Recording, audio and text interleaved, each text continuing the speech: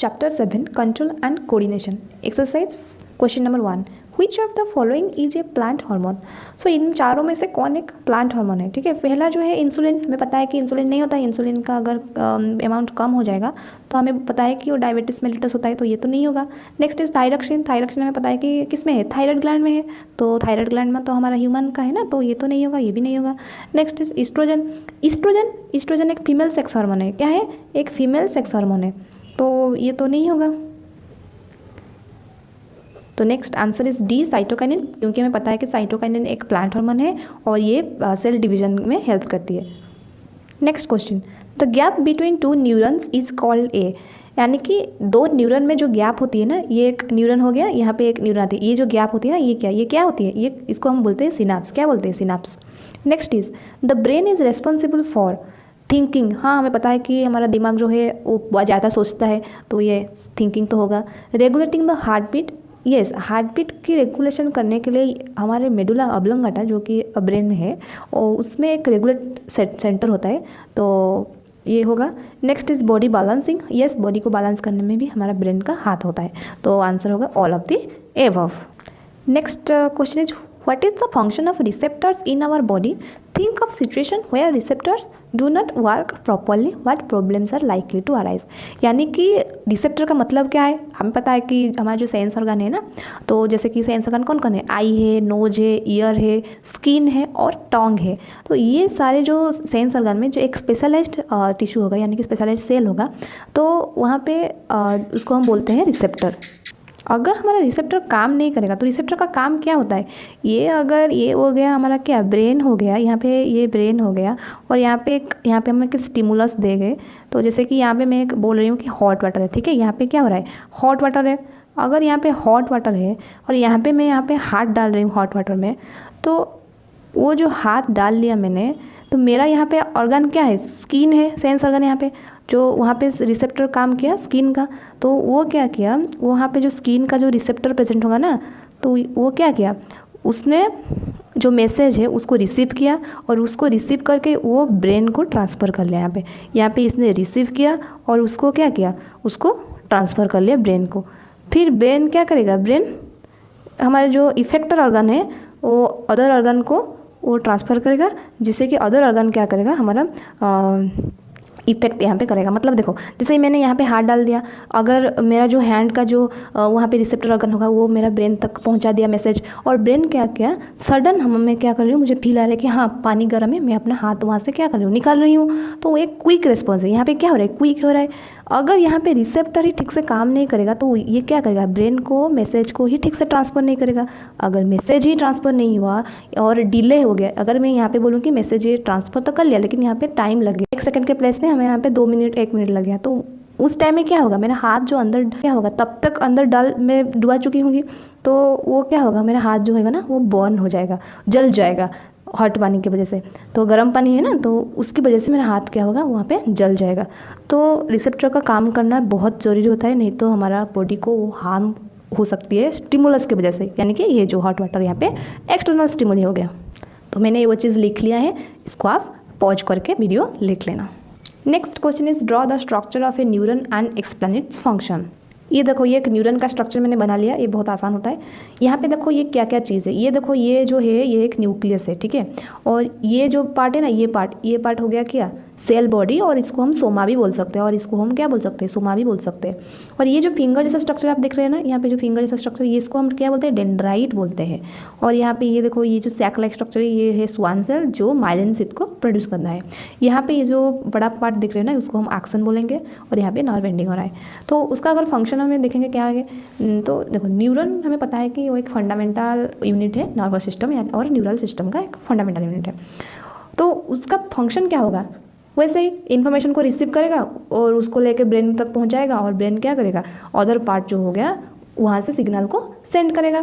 तो ये जो पार्ट हो गया न्यूरन का, जो डेंड्राइट पार्ट है ना, ये क्या करेगा, ये मैसेज को रिसीव किया, ठीक है, इसका काम है ये मैसेज को रिसीव करेगा, फिर ये जाके ट्रांसफर करेगा किसको, सेल बॉडी में, क्योंकि सेल बॉडी में हमारा क्या है, न्यूक्लियस है यहाँ पे, और सेल बॉडी में हमारे पास माइटोकॉन्ड्रिया होगा, ये है ना सेल बॉडी, तो ये डेंड्राइट क्या किया, ये मैसेज ला के सेल बॉडी को पहुँचाया।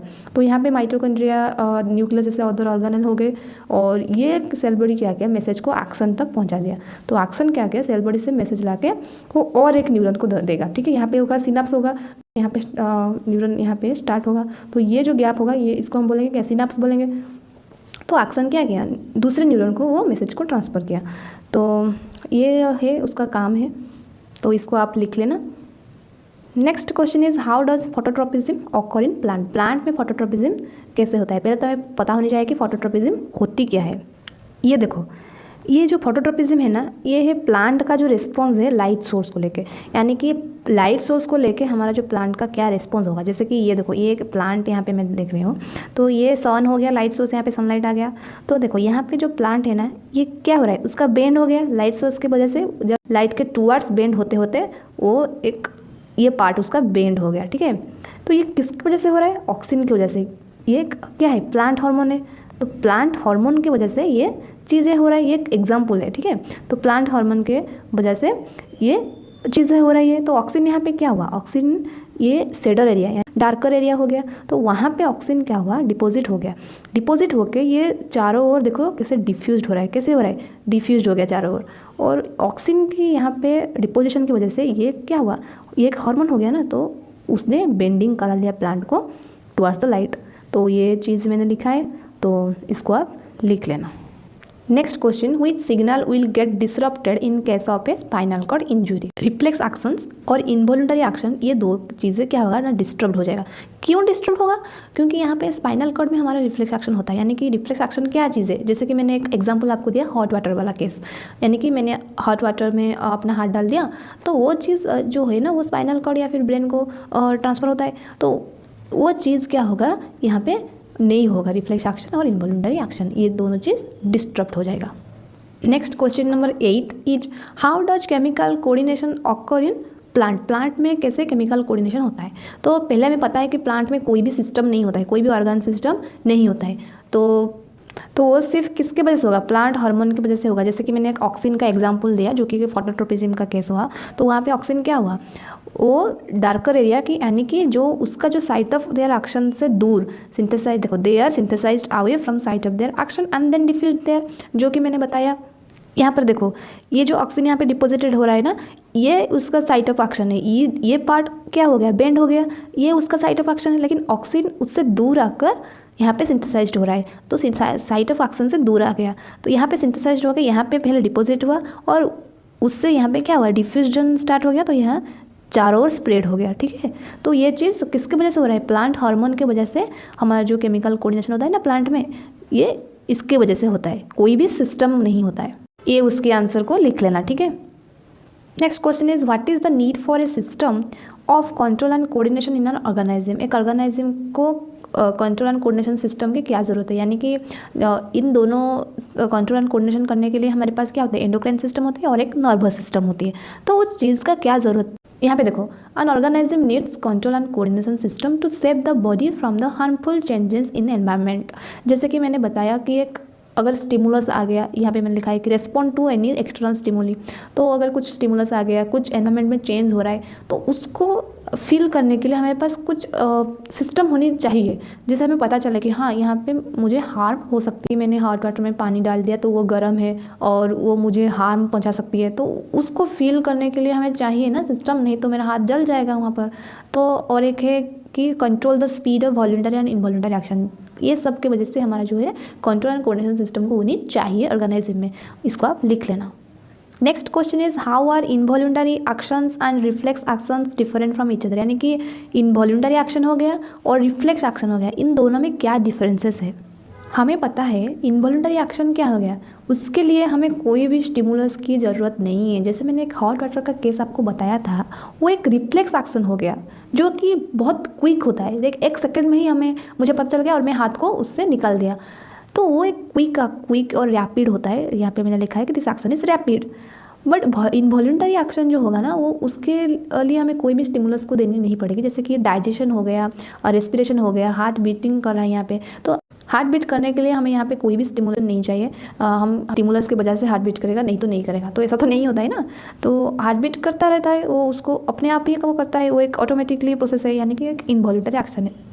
और जैसे कि डाइजेशन हो गया, देखो डाइजेशन प्रोसेस जो हो रहा है ना, हम खाना खाते हैं वो कॉम्प्लेक्स से सिंपलर मॉलिक्यूल में फॉर्म होता है, फिर उसको ऑब्जर्व करते हैं और जो भी वेस्ट होगा उसको हम एक्सक्रीट करते हैं, तो वो जो प्रोसेस है ना उसको टाइम लगता है, ठीक है, उसको टाइम लगता है, वो रैपिड नहीं होता है। लेकिन यहाँ पे देखो जैसे कि स्नीजिंग हो गया या फिर हमारा जो removal of hand with jerk when someone touches A hot object, अगर मैंने हॉट वाटर या फिर कुछ हॉट ऑब्जेक्ट में अपना हाथ डाल दिया और ये देखा कि ये गर्म है, तो मैं क्विकली उसको रिमूव कर देती हूँ, तो वो एक क्विक एक्शन होती है, हमें इंतज़ार नहीं करना पड़ता है, हम जल्दी ही उसको रिमूव कर देते हैं।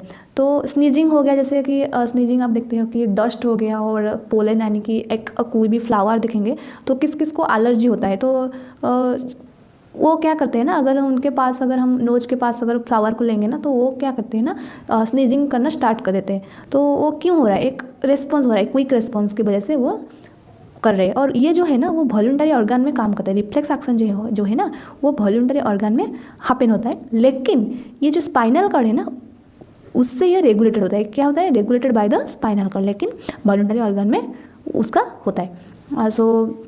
लेकिन अगर इनवॉलंटरी एक्शन बोल रहे हैं तो ये इनवॉलंटरी ऑर्गन में ही होगा, जैसे कि यहाँ पे हार्ट बीट हो रहा है, तो हार्ट बीट करने के लिए यहाँ पे कौन सी ऑर्गन में हो रहा है, हार्ट में हो रहा है, तो हार्ट एक इनवॉलंटरी ऑर्गन है। डाइजेशन के लिए हमारे जो एलिमेंटरी कैनाल है, इंटरनल ऑर्गन है वो, तो वो भी इनवॉलंटरी ऑर्गन हो गया। रेस्पिरेशन के लिए यहाँ पे अगर हम लंग्स लेंगे तो ये भी इनवॉलंटरी ऑर्गन ही है ना। तो these are the difference between involuntary action and the reflex action. Next is compare and contrast nervous and hormonal mechanisms for control and coordination in animal, यानी कि हमें यहाँ पे नर्वस सिस्टम और हार्मोनल मैकेनिज्म दोनों में डिफरेंस ढूंढनी है।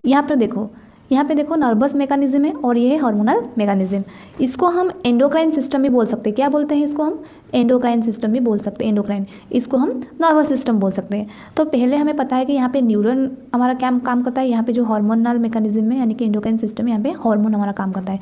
So it uses chemical messengers transported into blood plasma to target cell. यहाँ पे जो केमिकल मैसेंजर है ना, ये केमिकल मैसेंजर को हम हार्मोन बोलते हैं, और वो क्या होता है, ब्लड प्लाज्मा, ब्लड हो गया और प्लाज्मा हो गया, इनमें जाके और ट्रांसपोर्ट होता है, और जो भी टारगेट सेल होगा ना, टारगेट ऑर्गन होगा, वहाँ पे जो जाके हिट करता है टारगेट ऑर्गन को। अगर यहाँ पे देखेंगे, यहाँ पे इलेक्ट्रिकल इम्पल्सेस यूज़ होता है और ये न्यूरन के थ्रू क्या होता है, सिग्नल सेंड करता है। पता है हमें कि बहुत क्विक होता है, जैसे कि मैंने हॉट वाटर वाला केस आपको बताया, वो बहुत क्विक होता है और शॉर्ट लाइफ है। और यहाँ पे ये अगर देखेंगे ये लॉन्ग लास्टिंग होता है और ये जो है ना थोड़ा सा टाइम ज़्यादा लेता है, और ये इसका रिस्पॉन्स लोकलाइज्ड होता है, ये वाइड स्प्रेड है। तो दिस आर द डिफरेंस, तो इसको आप लिख लेना। Next question, what is the difference between the manner in which movement takes place in sensitive plant and movement in our legs. यहाँ पे एक प्लांट है जो सेंसिटिव प्लांट है और वो स्टिमुलस की वजह से, एक्सटर्नल स्टिमुलस की वजह से यहाँ पे मूवमेंट कर रहा है। लेकिन यहाँ पे अगर मूवमेंट इन आवर लेग्स, जैसे कि मैं यहाँ पे हैंड की मूवमेंट कर रही हूँ, यहाँ पे कुछ स्टिमुलस मुझे ज़रूरत नहीं है, मैं ये क्या कर रही हूँ, वॉलंटरी प्रोसेस है ये, मैं अपने आप ही इसको मूवमेंट करूँ मेरा जब चाहे मन। लेकिन यहाँ पे जो प्लांट यहाँ पे मूवमेंट कर रहा है ना, ये जस्ट बिकॉज ऑफ एक एक्सटर्नल स्टिमुलस की वजह से यहाँ पे वो मूवमेंट कर रहा है। हमारे बॉडी में प्रोटीन होती है, जैसे कि यहाँ पे मैंने बोल रही हूँ कि एक्टिन हो गया, मायोसिन हो गया, ये सब मसल प्रोटीन होता है जो कि मसल को कंट्रैक्ट करने में हेल्प करती है। क्या करते हैं, मसल को कंट्रैक्ट करने में हेल्प करती है। लेकिन प्लांट में कोई भी प्रोटीन नहीं होता है, प्लांट में ये सब चीज़ें नहीं होती है। और हमें पता है कि हमारे अंदर सिस्टम हो गया, जैसे कि नर्वस सिस्टम हो गया, एंडोक्राइन सिस्टम हो गया, रेस्पिरेटरी सिस्टम हो गया, तो यहाँ पे हमारे पास सिस्टम होती है, लेकिन ऑर्गन सिस्टम होती है, लेकिन प्लांट के पास कुछ भी सिस्टम नहीं होती है। ये देखो, ये मैंने लिखा है, there is no special tissue for the transfer of information in a plant. Plant के पास कोई भी स्पेशल टिश्यू नहीं होता है।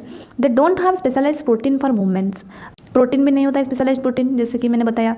और but movement in our legs is a voluntary, हाँ ये जैसे कि मैंने यहाँ पे हैंड की मूवमेंट कर रही हूँ, तो ये एक वॉलंटरी प्रोसेस है। और ये जो मूवमेंट हो रहा है ना, it is response to stimulus. कौन सी मूवमेंट, जो प्लांट का जो मूवमेंट हो रहा है, ये स्टिमुलस की वजह से एक रिस्पॉन्स है। नेक्स्ट अगर हम एनिमल की बात करेंगे, यानी कि जो movement in our legs is a complete system, यहाँ पे कॉम्प्लीट सिस्टम प्रेजेंस है। जैसे कि यहाँ पे मैंने बोला कि नर्वस सिस्टम हो गया, तो यहाँ पे CNS और PNS जिसको हम बोलते हैं सेंट्रल नर्वस सिस्टम और पेरिफेरल नर्वस सिस्टम, ये दो चीज़ें प्रेजेंट होती है for the information exchange. Information को एक्सचेंज करने के लिए यहाँ पे हमारे पास ब्रेन होती है, जैसे कि ब्रेन किस में आ गया, नर्वस सिस्टम में, लेकिन यहाँ पे प्लांट में कुछ वैसा नहीं होता है। और एनिमल के पास स्पेशलाइज्ड प्रोटीन है, जैसे कि मैंने बताया यहाँ पे एक्टिन और मायोसिन। तो thanks for watching my video. If you find it helpful then like and subscribe my channel.